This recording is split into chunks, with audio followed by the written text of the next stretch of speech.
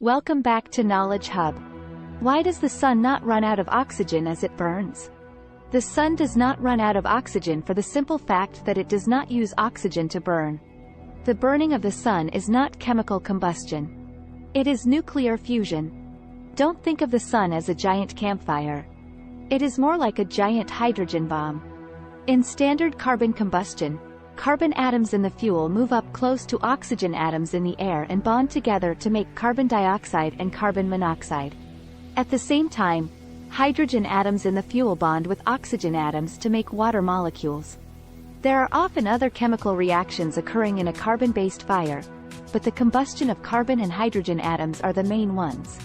This combustion releases energy which we experience as the heat and light given off by the flame. Most of the fires that we see in everyday life are carbon combustion. Campfires, oven flames, candle flames, barbecue grills, forest fires, gas furnaces, gasoline burning in engines, etc. The key to remember is that carbon combustion requires oxygen. As soon as there is no oxygen left, carbon combustion stops. In nuclear fusion, the nuclei of atoms are fused together to make new, bigger nuclei. Since the nucleus of an atom determines what the atom is and how it behaves, a change to the nucleus causes the atom to become a new element. For instance, two hydrogen atoms fuse together to make one helium atom. Nuclear fusion does not require oxygen. In fact, you don't need any other material at all. You just need enough pressure or heat to squeeze the nuclei of the atoms close enough that they overcome their electrostatic repulsion and bond into a single nucleus. In a nuclear fusion bomb, the intense pressures and temperatures are provided by other bombs. In a tokamak nuclear fusion reactor, the intense pressures and temperatures are provided by magnetic confinement fields, by the insertion of electromagnetic waves, and by the injection of high-energy particles. In stars, the intense pressures and temperatures are provided by gravity. A star has such large mass that the gravity created by this mass crushes the star inward enough to ignite nuclear fusion. Nuclear fusion in stars releases immense amounts of energy, which we ultimately experience as sunlight. The energy released by fusion also helps sustain the nuclear fusion reaction. Our Sun has a core temperature of 16 million Kelvin and a core pressure of 25,000 trillion newtons per square meter. The Sun gets so hot from its nuclear fusion that it glows and emits light, just like how a piece of metal glows red if you heat it up.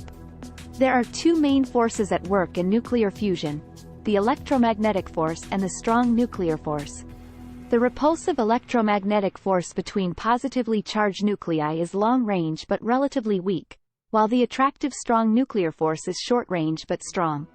When two nuclei are far enough apart, the repulsive electromagnetic force dominates, holding the nuclei apart. As the two nuclei get closer, the electromagnetic repulsion gets stronger and it gets harder and harder to push the nuclei together. When the two nuclei get close enough, the attractive short-range nuclear force dominates and the two nuclei stick together to form a new nucleus. For this reason, it takes a lot of pressure to push nuclei close enough that they fuse together. In principle, any two nuclei can be fused into a single nucleus. However, it is the easiest to fuse, and the most energy is released from nuclei that have little electromagnetic repulsion because they have little electric charge. The nuclei with the least electric charge are the lighter elements, such as hydrogen and helium. In stars, most of the fusion taking place is hydrogen fusing with itself or with other light elements. Since gravity is what provides the pressure to ignite nuclear fusion in stars, and since gravity is caused by mass, all you need is a big enough mass of hydrogen in order to end up with burning stars. There is very little oxygen in stars. The oxygen that is there was created by hydrogen fusing repeatedly until it made the oxygen. Thanks for watching.